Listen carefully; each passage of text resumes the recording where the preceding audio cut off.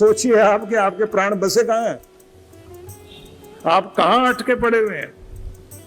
कृष्ण समझा रहे हैं इस दुनिया में बहुत लोग हैं जिनके प्राण कहीं ना कहीं अटके हुए हैं, दुकान में, मकान में, जमीन में, जायदाद में, संपत्ति में, रिश्ते में, नाते में, कहीं भी प्राण अटका के बैठे हुए हैं। ये मिले तो मैं खुश हो जाऊं, ये मिले ना मिले तो मैं तो बर्बाद।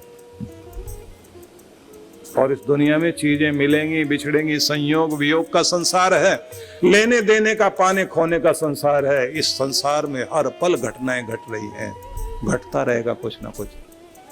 लेकिन अगर अपने प्राण इन वस्तुओं में बसाओगे तो वस्तु टूटी और आप खुद टूट गए।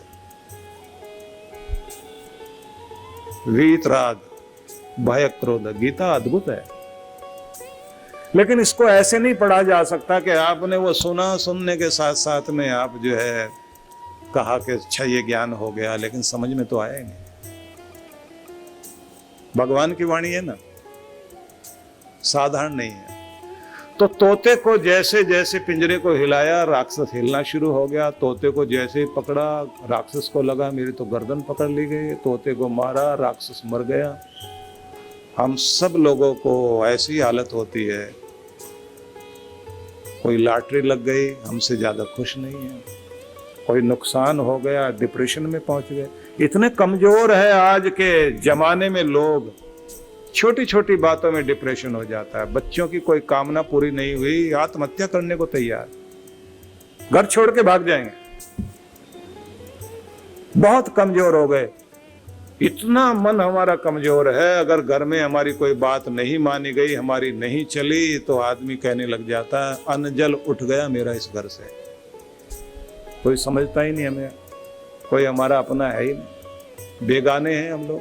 और महिलाएं बहुत जल्दी ऐसे डामाडोल और निराश हो जाती हैं। क्या देते हैं लोग मुझे? 2 कपड़े, 2 टाइम का खाना, सारा दिन नौकरानी की तरह काम करो, जब कोई देखेगा, जिसका मौका लगेगा डांट मारेगा। इस घर में पराये बन के आए हैं, कोई भी तो अपना नहीं है। पति भी जब देखेगा सास भड़काएगी और ये आकर भड़केगा, फिर सास सारा दिन चिढ़ाती है, सबके सब ताने देते हैं। ननद आएगी, 15 दिन बाद आती है, आग लगा के चली जाती है। बहुत कहानियां हैं।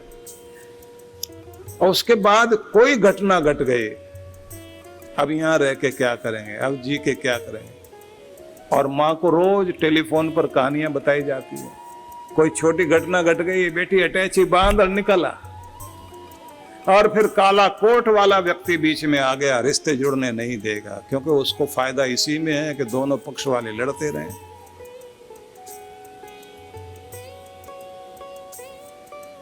आप सोचिए हम कितने कमजोर बने बैठे हैं। और इसका परिणाम यह है कि हम पूरी जिंदगी को ऐसे दुख में बिता देते हैं। सोचिए कि अगर सही रिश्ता ना बने तो 60% परेशानी तो रिश्ते के कारण ही होती है। चलिए, जैसा रिश्ता जुड़ गया अगर निभाना आ जाए तो ये बात सही है कि खराब को भी अच्छा बनाया जा सकता है। कुछ लोग अच्छे को भी खराब बना लेते हैं, लेकिन किसी की प्रेरणा तो हो, कोई तो समझाए। कभी कभी तो जुड़ने से पहले रिश्ता खराब करने वाले मिल जाते हैं। कार्ड बांट रहे थे शादी का, लड़के की दादी माँ, माता पिता वैन में बैठे हुए, लड़का कार चला रहा है, कार्ड बांटते हुए जा रहे हैं। सारे कार्ड बट गए थे, कुछ खास खास लोगों के पास खुद ही जाना था उनको। अब एक्सीडेंट हो गया, गाड़ी पलट गई, दादी की मौत हो गई। अब बहम डालने वाले मिल गए, ऐसी लड़की घर में आ रही है, आते ही एक की तो मौत हो गई। अब पता नहीं आगे क्या होगा। पंडित के पास में चले गए, वो भी कोई ऐसा ही ज्ञानी मिल गया। उसने कहा ये तो बहुत अच्छा हो गया, टाइम से संभल गए, अभी पता लग गया, नहीं तो पता नहीं क्या होने वाला, कैसा पांव पड़ा है घर में। अभी तो वो आए भी नहीं, छाया ही पड़ी है अभी तो। अब वो आ गए मेरे पास, आते ही बोले जी क्या करें। मैंने कहा शादी करो। नहीं नहीं, ये बहम तो पूरी जिंदगी रह जाएगा। अभी तो वो आई भी नहीं, छाया पड़ी है, मौत हो गई घर में। मैंने कहा उसका रिश्ता किसके साथ जुड़ रहा है? बोले लड़के के साथ। मैंने कहा गाड़ी कौन चला रहा था? बोले लड़का। मैंने कहा लड़के को खरोंच आई? बोले बिल्कुल नहीं। मैंने कहा उसने अपना सुहाग बचा लिया, नहीं तो कोई भी बचने वाला नहीं। हाँ ऐसा भी होता है। मैंने कहा ऐसा ही होता है। नहीं, वो पंडित तो ऐसे कह रहा था। मैंने कहा उसको तो ये समझ आ रहा था ना कि आप डर रहे हो तो डराओ। नहीं, पर अगर कुछ गलत हो गया, मैंने कहा गारंटी मेरी है। अब 12 साल के बाद वो लोग मुझे मिले अपने बच्चों के साथ में, और उसके बाद वो पति कहता है ये वही है एक्सीडेंट वाले। मैंने कहा ये वही नहीं है, ये वो है जो एक्सीडेंट से बचाने वाली है। आपके सोचने का ढंग गलत है। नहीं, मैं तो मजाक कर रहा हूं। मैंने कहा मजाक भी ढंग से करो, दिमाग में गलत चीजें बैठा लोगे ना, आपके मस्तिष्क को किस तरह से कौन ट्रेंड कर देगा। नहीं, लड़की मंगली है, हमें तो पता भी नहीं था। मैंने कहा मंगली है, दंगली तो नहीं है ना? नहीं, तब से झगड़ा तो नहीं है हमारे घर में। बहुत बहुत विचित्र बातें दिमाग में। और कमाल की बात है, सारी हिंदुओं के लिए ही है। ना तो सिख का कुछ बिगड़ता, कोई राहु केतु उनका नहीं बिगाड़ते, न क्रिश्चियन का बिगाड़ते, न मुस्लिम का बिगाड़ते। सारे के सारे ग्रह नक्षत्र हिंदू के पीछे पड़े हुए हैं। कमाल की बात है। और उसमें भी महिलाओं के पीछे पड़े हुए हैं। भाई ज्योतिष शास्त्र को मानो जरूर, लेकिन इतने अंधे भक्त तो मत हो जाओ कि हर समय डरे रहो कि सारे के सारे ग्रह नक्षत्र आपके पीछे हैं। अगर परमात्मा का नाम आपकी जबान पर है और गुरु का आशीर्वाद आपके सिर पर है, कुछ नहीं बिगड़ने वाला है। सुरक्षित रहोगे, सुरक्षित। गुरु को तो डर निकालना ही पड़ेगा। नहीं निकालेंगे तो ये बुद्धि, ये तो कुछ भी शंका करेगी। और हम शंका में आ जाएं तो फिर 2-3 घटनाएं घट जाएं, उसके बाद तो दिमाग में ऐसी बात बैठ जाती है कि अब तो कुछ बुरा ही बुरा होगा। तो मैं निवेदन करना चाहता हूं, एक तरीका है जिसके द्वारा आप अपने आप को सहज शांत करते हैं। एक तो अच्छे विचार जो शक्ति दें, और ये विचार अगर प्रबल हैं, अपनी भक्ति का सहारा लेकर सत्यवान को सावित्री जैसे जीवित अवस्था में वापस लेकर आई, अपने सुहाग को बचाया। जैसे उर्मिला ने 14 साल बैठ करके महलों में तप किया, जिसका परिणाम ये था कि उसका लक्ष्मण सुरक्षित वापस आया। और जब लक्ष्मण वापस आया, चरण धोने के लिए दरवाजे पर गई है उर्मिला, हाथ में लोटा पकड़ा हुआ, गड़बी पकड़ी हुई, पानी डालना चाहती है लेकिन पानी तो गिरा ही नहीं, आंख से आंसू बरसने लगे। सबने बोलना शुरू किया, आज क्यों रोती है पगली, आज तो मुस्कुराने का दिन है, तेरा भाग जागा है, तेरा सुहाग आया है। 14 साल के बाद कौशल्या माता आगे आती है और सिर पर हाथ रखकर कहती है, रो लेने दो इस बच्ची को। 14 साल के आंसू रुके हुए हैं। ये एक एक दिन तपस्या की है कि मेरा सुहाग सेवा और तप करने के लिए गया है, अपनी सेवा में, अपने धर्म में, अपनी मर्यादा में खरा उतरे और सुरक्षित वापस आए। उसकी तपस्या ने उसके सुहाग को भी बचाया है। आज जल से नहीं, आंसुओं के जल के द्वारा अपने पति के पांव धोना चाहती है, इसे धोने दो। और जब आंख से आंसू बरस रहे थे तो दुखी नहीं थी, चेहरे पर मुस्कुराहट है, अंदर का सब कुछ दर्द आंसू में निकल गया। मैं कहना चाहता हूं, कुछ भी भाग्य हो, आपकी भक्ति, आपकी तपस्या वो कुछ कर सकती है जिसकी संभावना भी नहीं लगती। असंभव भी संभव हो जाता है। इसलिए अपने नियम अच्छे से पकड़ो। गुरु आपको नियम देता है, नियम में बांधता है। और गुरु आपके अंदर विचार शक्ति देता है, मंत्र शक्ति देता है, जिस मंत्र शक्ति के सहारे आपका मनोबल ऊंचा होता है। तो आप हर दिन जैसे दिन की शुरुआत होती है, स्नान आदि करने के बाद अपने मंदिर में बैठिए। पहले तो प्रणाम करना आना चाहिए आपको, भगवान को प्रणाम करें। तो प्रणाम करने का भी नियम यह है कि भगवान की कृपाओं को याद करके सिर झुकाओ, और सिर झुकाते समय महसूस करो कि मेरे प्यारे का दर है ये। झुको ए हजरत तालिब, दर हबीब है ये मेरे प्यारे का दर है। झुको ए हजरत तालिब, दर हबीब है ये, यही है वो दर जहां सर झुकाए जाते हैं। और सिर झुकाकर प्रणाम करना, आभार व्यक्त करना, मांगता नहीं आया, धन्यवाद करने वाला तेरा बच्चा तेरे दरवाजे पर आया है, तेरी कृपाओं के लिए धन्यवाद करने के लिए। और जब आसन पर बैठो, गुणगान करो, स्तुति करो उसके महिमा का गुणगान करो। तू दयालु है, तू कृपालु है, तू क्षमाशील, तू पतित पावन, तू सबका दाता, तू सबका सखा, सबका साथी, तुझसे बढ़कर सगा कोई नहीं। हे मेरे प्यारे, तेरी महिमा अनंत है, मैं तेरी शरण में हूँ, तेरा नाम लेकर तुझसे अपना हृदय जोड़ने चला हूँ। तो आप उसकी स्तुति करिए थोड़ी देर, फिर नाम जपते जपते अपना हृदय भगवान से जोड़िए। जैसे हृदय वहाँ से जुड़ेगा, दुनिया के विचार हट जाएंगे, शांत होकर आप अनुभव करोगे कि आपके अंदर शांति उतर रही है, परमात्मा का दिव्य प्रेम अंदर उतर रहा है, दिव्य आनंद आपके अंदर आ रहा है। आप ऐसे खिल रहे हैं जैसे सुबह सुबह फूल सूरज की किरणों के साथ साथ खिलते हैं, ऐसे आपका रोमा रोमा खिलने लग जाता है। उसी स्थिति में बैठे बैठे आनंद मग्न होते चले जाएं। जैसे आनंद मग्न होते हैं, आपकी बुद्धि स्थिर होनी शुरू होती है, चित्त संभलता है, मन संतुलित होता है, आप सहज शांत एकाग्र होकर बैठे हुए हैं।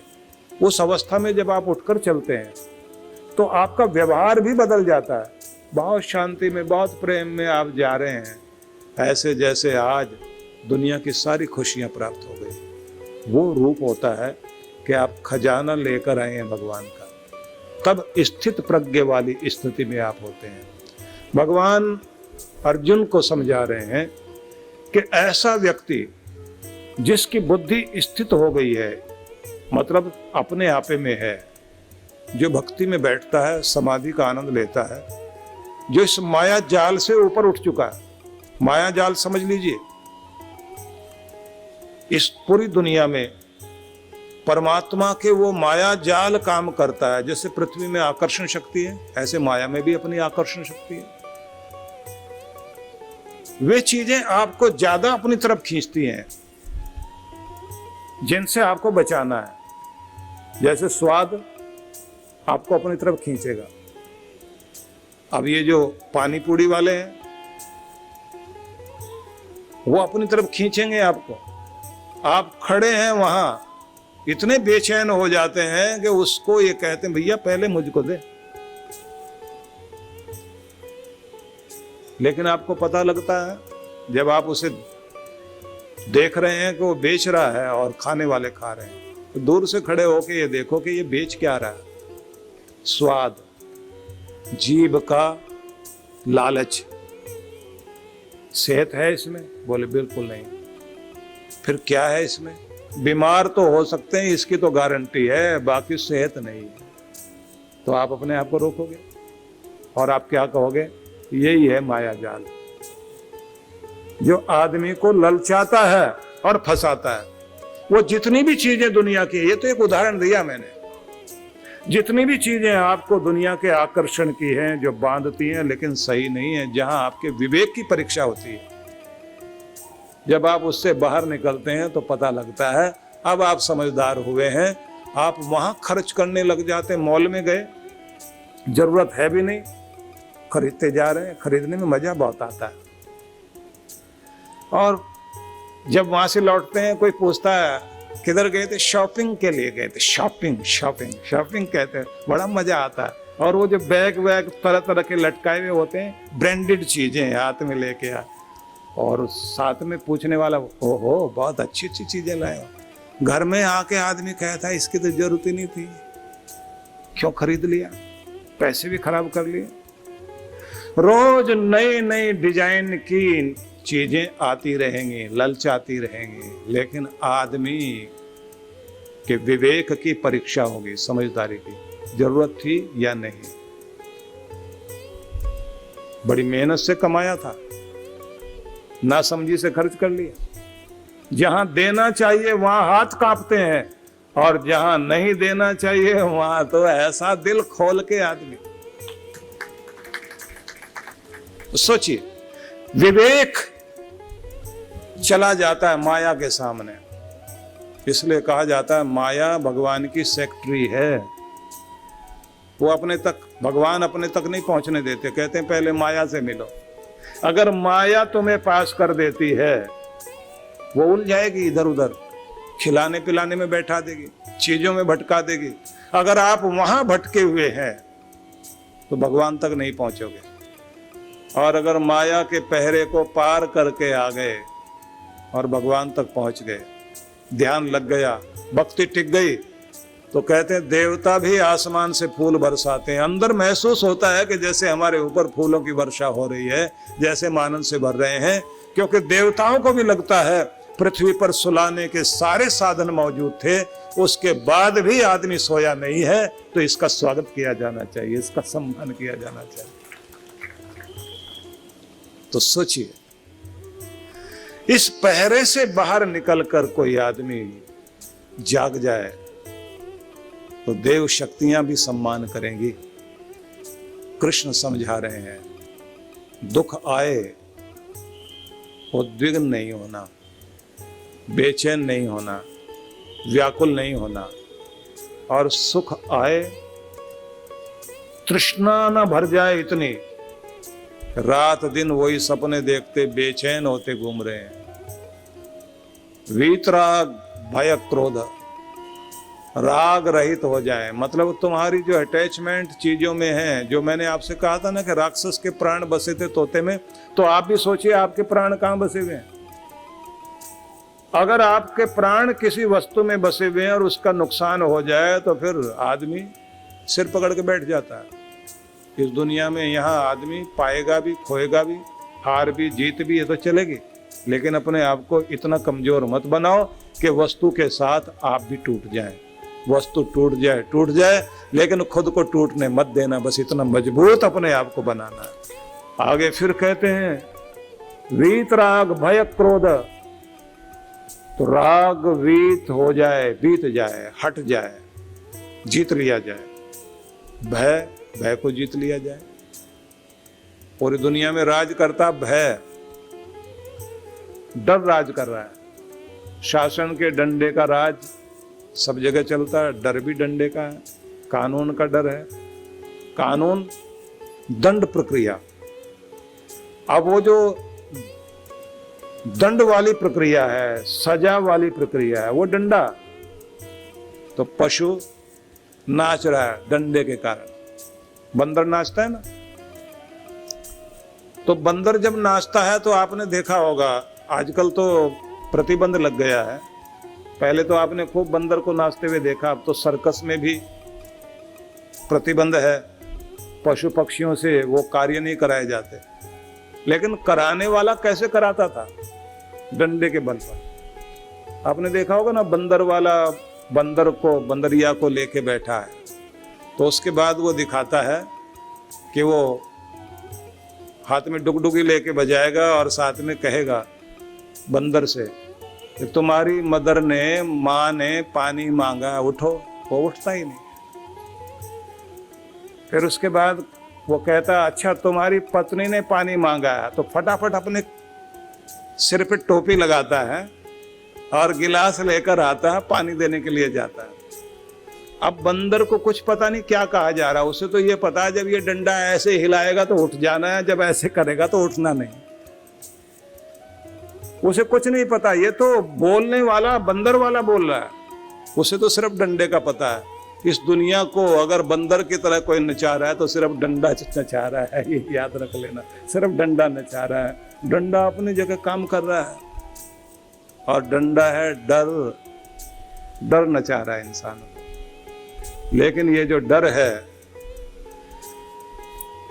ये बहुत भयंकर चीज है। चिंता इसी के कारण आती है, निराशा इसी के कारण आती है। आप जो चिंतित होते हैं भविष्य के डर को ध्यान में रखकर आज जो प्रभाव आता है उसके कारण चिंता जाग गई, और चिंता ज्यादा बढ़ गई तो आप जीना मुश्किल हो जाता है। तो एक चीज याद करनी है, ये डर जीतना है तो अपने अंदर से। पहले तो इसकी ताकत को आप समझ ही गए हैं कि डर दुनिया में बहुत बड़ी चीज है। डर के कारण लोग इकट्ठे किए जाते हैं। जाति बिरादरी में नेता लोग डर पैदा करते हैं, तुम्हारी जाति पर संकट, तुम्हारे मजहब पर संकट, तुम्हारे कुल पर संकट, इकट्ठे हो जाओ। हो गए इकट्ठे, एक बिरादरी वाले दूसरी बिरादरी वाले आमने सामने लड़ने को तैयार, और हर एक जाति का कोई न कोई लीडर बना बैठा, हर एक वर्ग का कोई लीडर बना बैठा है, और हर एक स्थान के लीडर बन गए हैं। फिर वो लोग जो है आपस में समझौते करते हैं, हाथ मिलाते हैं, मेरे पास इतने वोट। कभी आपने मोची को देखा होगा, जब वो बैठा हुआ होता है ना पॉलिश वालिश करने के लिए, जूते ठीक करने के लिए, वो कभी ये नहीं देखता कितने आदमी इधर गए कितने आदमी इधर गए, वो सिर्फ ये देखता कितने जूते इधर गए कितने जूते इधर आए। उसका ध्यान जूते पे ही होता है। नेता को भी यही ध्यान होता है, इतने वोट इधर गए इतने वोट इधर। वो आदमी नहीं देखता वोट है क्या, वोट है तो फिर उसको लगता है यहाँ कीमती चीज है, और जहाँ दिखाई देता है वोट वोट नहीं, भीड़ ही भीड़ है, कोई फायदा नहीं है, वहां जाने को भी तैयार नहीं हो। तो आप जरा समझ करके देखिए कि यह दुनिया आपको किस तरह से देख रही है, किस तरह से आपको समझ रही है। इस दुनिया को जब आप ठीक ढंग से समझ जाते हैं तो फिर आपको ये समझ में आएगा कि कुछ लोग हैं जो बिरादरी के नाम पर आपको इकट्ठा करेंगे, डराएंगे। डर करके आदमी इकट्ठा होता है। हमारे देश पर संकट है, हमारे मजहब पर संकट है, हमारे धर्म पर संकट है, हमारी जाति पर संकट है, खड़े हो जाओ, नारा बुलंद कर लो, लड़ने मरने को तैयार है आगे। कृष्ण भगवान ये समझाना चाह रहे हैं कि जिस दिन आप अपने डर पर काबू पा लेते हैं उस दिन आपको जीना आ जाता है, उस दिन आप सिर उठा करके इस दुनिया में खुशियां मना पाते हैं। और जब तक आपकी जिंदगी में डर ही डर है तब तक तो आप जीते जरूर हैं, लेकिन ऐसे जैसे मुर्दा सांस ले रहा। अब उपाय क्या है, लंबी चौड़ी बात न करके सार में बात करना चाहता हूं कि डर तो हर एक की जिंदगी में है। तो आपको एक काम करना पड़ेगा सभी को, जो चीज डराती है सबसे पहले उसी की तरफ चलो, क्योंकि हमारी सबकी आदत यह है जो चीज हमें डराती है हम उससे भागते हैं, वहां से मुंह मोड़ लेते हैं, उधर देखना भी नहीं चाहते, वो बात सुनना भी नहीं चाहते। आपको पहले इतना प्रबल होना पड़ेगा कि जो चीज डराती है उसकी आंख में आंख डाल के देखना शुरू करो, उसकी तरफ चलना शुरू करो। जो बहुत डरावनी और भयंकर दिखाई दे रही थी वो छोटी होनी शुरू हो जाएगी, और जब आप सामना करने लगोगे वो दुम दबा करके भागेगी, और आप सामने देखोगे कि आप जिससे डर रहे थे वो तो कुछ था ही नहीं। दुनिया के सारे डरों में कहा जाता 80% तो झूठे ही होते हैं, और 20% में 10% वो होते हैं जिनका सामना कर लिया जाए तो वो खत्म हो जाते हैं। 10% ही ऐसे डर हैं जो वास्तविक होते हैं, पर उसका भी समाधान हो सकता है, पर डर करके नहीं। और खास बात जो आपको पकड़नी है, कायरता से कायरता जागती है और साहस से साहस जागता है। जब आप कायरता अपनाते हैं तो डर सिर पर बैठता है, और जिस समय आप वीर बनते हैं, साहसी बनते हैं, तो उसके साथ ही डर भागता है, हिम्मत बढ़ती है, और जितना जितना आप साहसी होते जाते हैं उतनी बहादुरी आपके अंदर आती चली जाती है। एक अकेला बहादुर हजारों को बचा ले जाता है, और एक अकेला कायर हजारों को मरवा देता है। इसको दिमाग में घुमाना, जो भी मैंने बोला ये चीज है जो रिपीट करेंगे आप अपने दिमाग में, कई बार दोहराइए। साहस से साहस पैदा होगा, कायरता से कायरता। डर का सामना करना सीखिए, डर की तरफ चलना सीखिए। डर भागेगा जरूर, और जब डर को जीतना शुरू कर दोगे, छोटे छोटे डर जीतना शुरू करिए, आप बड़े डरों को भी जीत लेंगे। और जो बड़े डरों को जीत लेता है, नीडर बन जाता है, कहते हैं जीना आ जाता है उसे। और ऐसे लोगों को देखकर दूसरों को भी जिंदगी मिलती है। कई महिलाएं बेचारी पिट रही होती हैं घर में, और 60-65 की हो गई, उसके बाद आके कहती हैं हम पोते पोतियों वाले हो गए, ये अब भी हमको मारते हैं। तो हम कब तक पिटेंगे? हमसे कई बार पूछ लेते हैं, अभी हम कब तक पिटने वाले हैं, आप कोई बता सकते हैं क्या? मैंने कहा अभी तो चलेगा। नहीं नहीं, ऐसे क्यों कह रहे हैं? मैंने कहा जब आपको पिटने की आदत पड़ गई, उन्हें पीटने की आदत पड़ गई। जिस दिन आप रोकने के लिए आगे बढ़ जाते, नहीं मेरे पोते पोती भी आगे नहीं आते, मेरा बेटा भी आगे नहीं आता, बहू भी नहीं आगे आता। मैंने कहा जब आपका हाथ ही आगे नहीं आता तो फिर कोई भी आगे आएगा ही नहीं। जिस दिन आप कहोगे इंसानों की तरह बात करो, मारपीट छोड़िए। याद रख लीजिए जो मैं कहने लगा हूं। दूसरों को बताया करो कि आपके साथ कैसे पेश आए। ध्यान देना, दूसरों को बताया करो कि कैसे आपके साथ पेश आए। अपना सम्मान खुद कराना सीखोगे तो सारी दुनिया सम्मान करेगी। अगर आपको सम्मान कराना नहीं आता तो दुनिया सम्मान करेगी ही नहीं। फ्री में सम्मान नहीं मिला करता, इसके काबिल बनना है और कराओ अपना सम्मान। अब वो बेचारी मेरे से बोली अब तो मैं कुछ झगड़ा भी नहीं कर सकती। मैंने कहा तो अभी तो मैंने कहा था ना अभी चलेगा, क्या करूं? मैंने कहा अंदर जिस दिन मजबूत कर लिया उसी दिन ये खत्म हो जाएगा। आप सोच सकते हैं, हम अंदर से कमजोर बने बैठे हैं। और जब आप सामना करते हैं, नहीं शुरू में जब इन्होंने हाथ उठाया था तो उसके बाद इन्होंने माफी वाफी भी मांगी थी, फिर उसके बाद में फिर ऐसे ही हो गया, फिर डबल माफी मांगी, फिर इन्होंने माफी मांगनी छोड़ दी। एक बार पहला पैग लगाकर घर में कोई आए, विरोध करने वाले अगर बनोगे तो दोबारा पैग लगाकर नहीं आएगा, नहीं तो आदत पड़ जाएगी और आपके घर में वही बार बनेगा। ये याद रख लीजिए, आपको विरोध करना आना चाहिए। विरोध करना आएगा तभी ठीक होगा। हाँ, अगर आदत पड़ गई फिर विरोध करने लगोगे तो घर टूटेगा आपका। अगर आदत पड़ गई 10-5 साल हो गए तो तरीका यही है, या तो ट्रीटमेंट कराओ हॉस्पिटल में ले जाकर। झगड़ा करने से फिर वो छूटेगा नहीं, फिर तो रिश्ता ही टूट जाएगा। समझदारी बहुत जरूरी है। तो सार में मैं आपसे कहना चाहता हूं, डरों का सामना करना सीखिए, अपने अंदर से शक्ति लाइए। इसी रूप में क्रोध कहा गया। अपने क्रोध को अपने अंदर से शांत करने का आपको प्रशिक्षण लेना है। गुस्सा तो आएगा और बचपन से ही आता है, उसे शांत करने का प्रशिक्षण मिलना चाहिए। घर के लोग भी मदद करें और खुद को भी करना चाहिए। देखिए कितना सुंदर उदाहरण है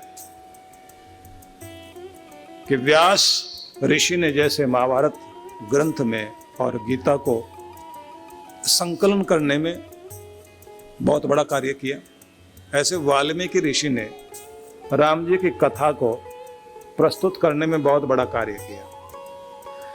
तो लिख रहे हैं वाल्मीकि कि वो जिनके अंदर ये वातावरण प्रभावित नहीं करता, बाहर का वातावरण, दुख का वातावरण, सुख का वातावरण, कैसे होते हैं? भगवान का रूप ही होते हैं वैसे इंसान। लेकिन अगर भगवान का अवतार सामने हो, उसका रूप क्या होगा? तो उन्होंने लिखा, वाल्मीकि के शब्द हैं, आहुतस्य अभिषेकाय विसृष्टस्य वनाय च न मया लक्षितस्तस्य स्वल्पोऽप्या आकार विभ्रम। वाल्मीकि कह रहे हैं कि मैंने अपने राम को देखा है जब उन्हें निमंत्रण दिया गया कि राम जी आओ, सिंहासन पर बैठने का समय हो गया। वशिष्ठ ऋषि देख रहे हैं, वाल्मीकि उस भाव को लिख रहे हैं। वशिष्ठ देख रहे हैं जिन्होंने निमंत्रण दिया कि मांगलिक समय है ये, आओ राज सिंहासन पर बैठने का समय हो गया। निमंत्रण भेजा गया। राम जी के चेहरे को ध्यान से देखा वशिष्ठ ने, और इस बात को लिख रहे हैं वाल्मीकि। देख रहे हैं कि राम जी को बुलाया गया है कि अब सिंहासन पर बैठने का, राज्य आरूढ़ होने का समय हो गया। आ रहे हैं राम जी, तो वो मुस्कान, वो चेहरे के हाव भाव, बॉडी लैंग्वेज होती है ना, बता देती है कि आदमी क्या महसूस कर रहा है। तो देख रहे हैं चेहरे को, हाव भाव को, चलते फिरते रूप को, कि राम जी उसी मुस्कान में आ रहे हैं। आगे फिर वो कहते हैं वशिष्ठ कि मैंने फिर दोबारा भी देखा उनको जब वो वन जा रहे हैं। विसृष्टस्य वनाय च, जब तैयार होकर निकलने लगे हैं वन के लिए, तब भी मैंने उनको देखा है। न मया लक्षितस्तस्य स्वल्पोपि आकार विभ्रम। थोड़ा सा भी चेहरे पर मैंने उस प्रभाव को नहीं देखा कि राज्य मिल रहा था और अब वन के लिए 14 साल के लिए देश निकाला दिया जा रहा है। सब छूट रहा है, अपनों से, अपने देश से, अपनी प्रजा से, अपने रिश्तों से विदाई की घड़ी में, और वन के भयंकर वातावरण में रहने की स्थिति को सामने देखकर भी चेहरे पर, मन में, अंदर कुछ तो खलबली होगी कि मैंने राम जी के रूप को देखा। वही मुस्कान, वही भाव, कोई फर्क नहीं पड़ा, चाहे दुनिया का राज मिले या छूट जाए। कहते हैं ये है वो स्थिति जिसको स्थित प्रज्ञ कहा जाता है, कि दुनिया में घटनाएं घटती रहेंगी, तुम्हारे आनंद में कभी फर्क नहीं पड़ना चाहिए। तुम झोंपड़ी में रहो या महल में रहो, यही जीवन की सबसे बड़ी विशेषता है। गोस्वामी तुलसीदास जी ने भी राम जी की स्तुति की। हालांकि गोस्वामी तुलसीदास जी ने, जिन्होंने मानस की रचना की, 500 साल पहले हुए, तो 500 साल की तो मतलब अभी की बात हुई। और वाल्मीकि को कितना समय हुआ? राम जी का युग कब का है? अभी 5212 साल के लगभग जो है कलयुग के बीते हैं। तो इसी कलयुग में तो तुलसीदास हुए ना, 500 साल पहले। 4,32,000 साल का कलयुग है ये। इससे पहले था द्वापर, उसको पूरा द्वापर बीता, उससे पहले था त्रेता। तो द्वापर का समय कितना था? 4,32,000 साल का कलयुग है, और दुगना समय जोड़ लीजिए आपका द्वापर युग, 8,64,000 साल, और 5,000 साल ये जोड़ लीजिए जो कलयुग के भी हुए। इतना समय पहले त्रेता युग था, और त्रेता युग में राम जी हुए, उसी समय में वाल्मीकि हुए। वाल्मीकि ने रामायण लिखी, तुलसीदास जी ने 500 साल पहले लिखी। तो जो प्रमाणिक रूप उस समय का रहा वो वाल्मीकि का रहा। वाल्मीकि ने जो उस समय देखा वो उन्होंने वशिष्ठ के मुख से जो कहलवाया गया उसको उन्होंने अंकित किया। लेकिन अभी जो 500 साल पहले तुलसीदास जी ने राम जी की स्तुति की कि मैं राम जी के उस रूप की स्तुति करना चाहता हूं। कौन से रूप की? प्रसन्नताया प्रसन्नताम या न गता अभिषेकस्तथा न ममले वनवास दुखत मुखाम्बुज श्री रघुनंदस्य में सदास्तु सा मंजुल मंगल प्रदा। संत तुलसीदास जी स्तुति करते हुए ये कहते हैं कि जो राम जी का चेहरा अभिषेक के समय प्रसन्नता से भरा हुआ था, वही प्रसन्नता से भरा हुआ चेहरा तब भी था जब वो वन में जा रहे थे।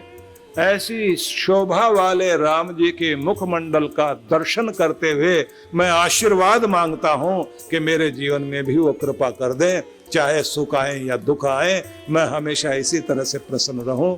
मेरे राम मुझ पर ये कृपा करो, मैं प्रसन्नता में आनंद में भरा रहूं, चाहे जीवन में कितने भी उतार चढ़ाव आए, मेरे अंदर में कोई प्रभाव ना आए, और अगर प्रभाव आए तो आपकी कृपा का, आपके प्रेम का आए, आपका आशीष मेरे सिर पर हमेशा बना रहे। और यही प्रार्थना हमें भी करनी चाहिए।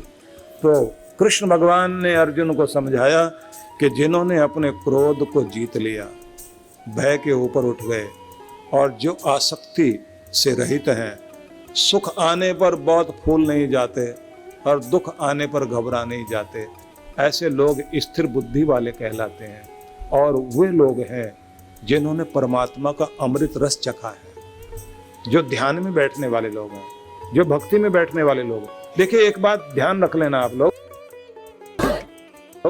चाहे आप जाप करते हैं या कीर्तन करते हैं, जाप करते करते आपका ध्यान लग जाना चाहिए, कीर्तन करते करते आपका मन खो जाना चाहिए, भजन करते करते आप अपनी शुद्ध बुद्ध खो बैठे, पूजा करते करते आपको अपना आपा याद न रहे, तो वो जो स्थिति होती है उसी को ध्यान कहा जाता है। और वो जो ध्यान लगना है वही कृपा पाने का रास्ता है।